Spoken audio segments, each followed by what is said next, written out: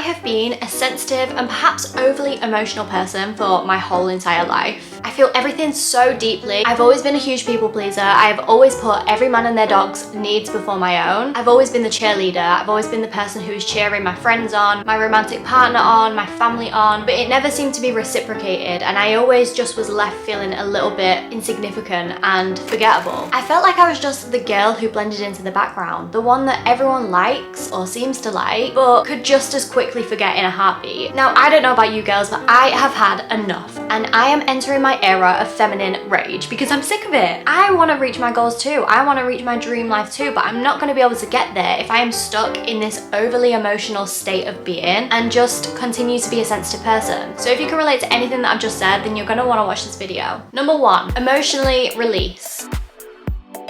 Emotionally release until you cannot do it anymore. This is such an important point. If you are able to regulate your own emotions and regulate your nervous system and be able to get your emotions out in a healthy way, then you're taking the correct steps forward into your dream life. Now, emotional release looks different to everyone, and it even looks different in different moments. So emotional release could be journaling down all of your thoughts. And when I say journaling, I mean literally brain dumping every negative thought, every feeling that you're having in your body, just writing it all down on a piece of paper or in your journal and getting it off your chest. Another way to do that is that you could set up your phone and you could just sit and record yourself talking.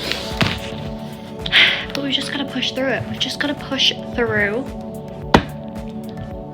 the discomfort and the pain, and we've just got to do it and get it over with and just pretend that we're okay. And if you find talking an easier way to get things off your chest, or even typing it on a computer. Sometimes when I'm feeling so emotional, I cannot even find the strength to pick up a pen and paper. And I might not want to talk either. So in those moments, I just get my laptop, open a Word document, and I'll just type away all of my feelings. And I do it to the point where I feel like I've kind of gotten everything off my chest. And even if I don't instantly feel better in that moment, I kind of just feel a sense of relief knowing that I've got everything that was in my mind and festering up there for such a long time. I know that I've got that off my chest and I've put it on paper. I think sometimes when we don't get things off our chest and we allow them to stay in our head, we can kind of ruminate over them and we can wind ourselves up almost. A lot of us are also stuck in a victim mindset, so when we don't get these things off of our chest, we feel like we need to overthink them in order for them to be kind of validated. It's like you're validating your own emotions by overthinking it, but you don't need to do all that. You can literally just get a pen and paper or any of the other methods that I told you and get your thoughts off of your mind, because once they're off your mind, you will have the peace in your body knowing that you don't have to try and recall and remember why you were annoyed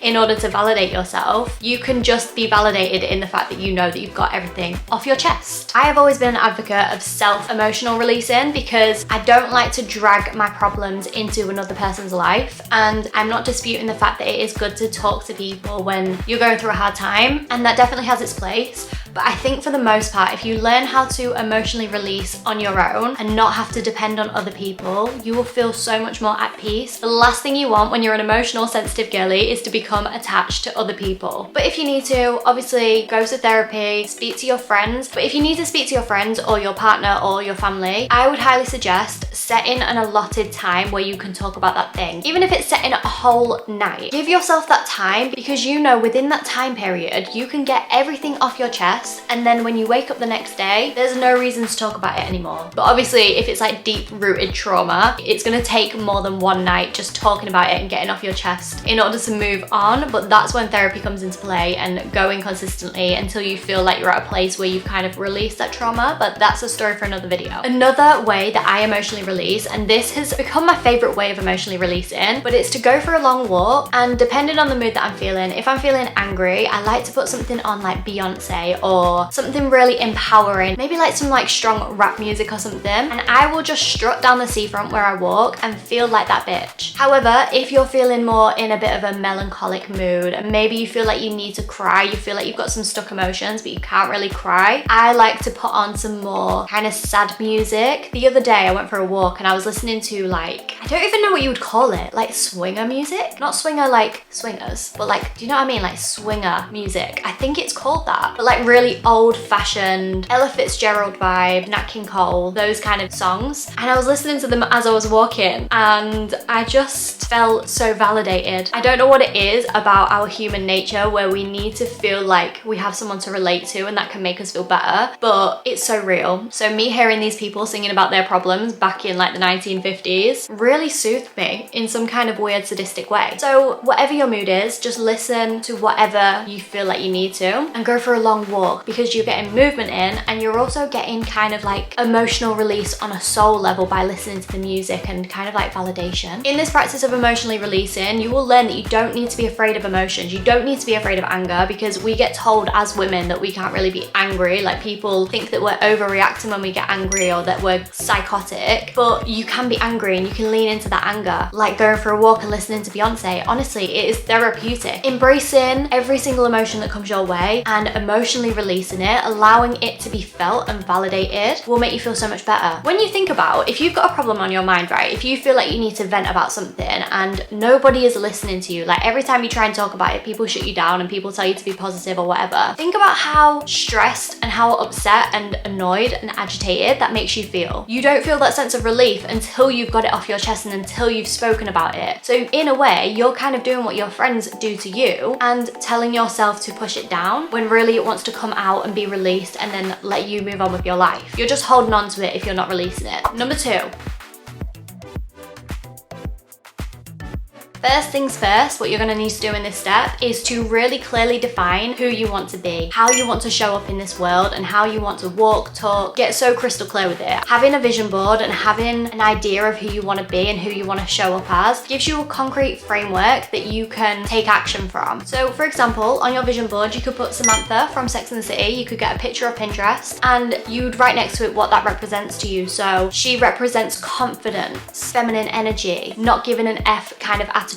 Or you could find a picture of a woman wearing like a business suit, looking all professional and sophisticated and elegant, and writing that by the side of it. That's what you want to show up like. And then you can start to think, when you're looking at these things, what kind of steps that you could take now in order to kind of bridge that gap between you and the person that you want to be. So once you've done that and you've clearly defined it, this is when you start to put it into action. So you start to think about this in your day-to-day life. Observe yourself. Observe how you act in a non-judgmental way. If you're a messy and unorganized person, don't put any expectations on yourself to not be that way. Just observe that that is how you are. And then once you're making all of these observations throughout your daily life, just always bring it back to your vision board, how you want to show up in the world, and just kind of compare it. See the tiny little tweaks that you can make in your life where you could improve. The more that we become self-aware of something, the easier it is to change it, because we're thinking about it all the time, and it's going to gradually irritate us and agitate us to the point where we actually need to make change. You need to get honest with yourself and observe. Number 3, know your patterns.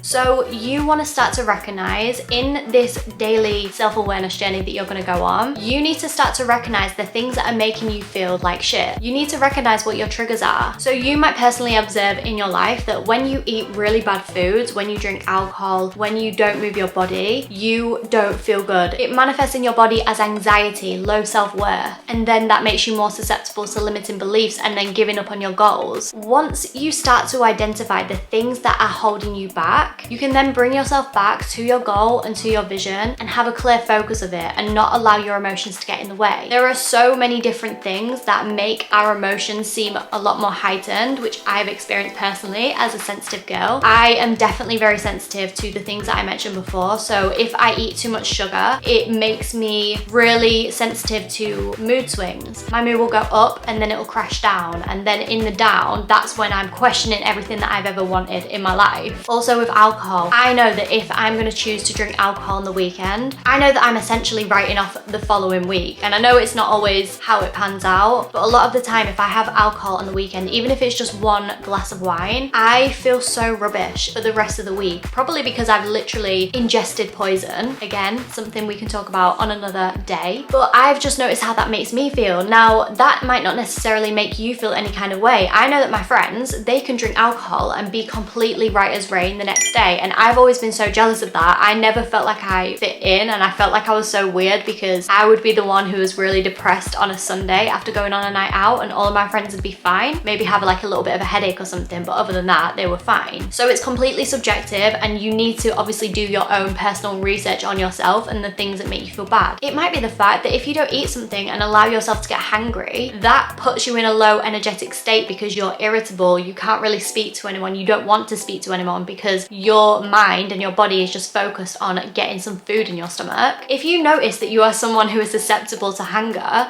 then that's when you can start to take some action, take accountability for it, and start to think to yourself, right, how am I going to reduce my hunger levels during the day? Maybe that's by having a really high protein and nutritious breakfast. Maybe that's making sure that I always have healthy snacks lined up and ready for me throughout the day so I can completely avoid the hunger kicking in. Now, none of this is to say that once you become aware of your patterns and the things that don't make you feel good, that you need to completely cut everything out that brings you joy, because it's obviously a lot more deeper rooted than what it seems on the surface. I'm not perfect. I still eat sugar and chocolate because I love it. Even though I know it makes me feel bad, I know in that moment that I'm making an informed decision to have that chocolate at the expense of maybe me feeling 100% later on that day. But it's all about informed decisions. It's all about knowing what things make you feel a certain way. Another pattern that you might want to consider is your menstrual cycle. I know for me, recognizing how I feel at certain times of the month has really helped me validate myself and my emotions and kind of detach from my emotions so I'm not becoming them and being consumed in them. From tracking my period and keeping a diary, I have noticed that it is at the same time of each month that I start to feel these feelings of low self-worth, limiting beliefs, heightened emotions, increased sensitivity, and that is around the time of PMS and just before my period. So in knowing that information, I don't know what it is, but it just really validates me and it makes me feel like I am not my emotions, which is something that is really important for us sensitive girlies to consider and to know, because it is a fact. You are not your emotions. So I would suggest keeping a diary, keeping a log of the kind of foods that you're eating, and learning how to intuitively eat and recognize what foods make you feel bad and what make you feel good and fueled. Even the people who you spend time with, who makes you feel good and lifts up your soul and makes you feel so happy, and who drains your energy completely and makes you feel like you want to go into hiding for a week. These are all really important things that you need to consider. Number 4, get sick of your own shit. This is the part where it gets really juicy right now, because this is where we are stepping into our feminine range. When you try and fail over and over again and you keep falling off track and getting back on track and starting again on Monday, starting again next year, that awful feeling of shame really compounds and builds up as the years and the months go on. This is what we want. This is what we are clinging onto. I want you to feel so enraged at the fact that you cannot stick to a routine and get so curious about why you can't stick to a routine rather than falling back into the same patterns again. I want you to get so repulsed and sickened by not being a woman of your word, by constantly letting yourself down. Now, in saying that, when I talk about getting sick of your own shit, I also mean it in the respect of getting sick of the way that you treat yourself when you fall off track. I want you guys to understand that trying and failing over and over again is such a vital part of the learning process. It's essential to get you to where you need to be. I know for a fact that when you fall off track, you feel guilty about it and you make yourself feel bad about it. And instead of just accepting the loss, having a good night's sleep, and then trying again tomorrow, you dwell on it and you make yourself feel so bad and fill yourself with so much shame and guilt. The only thing that that does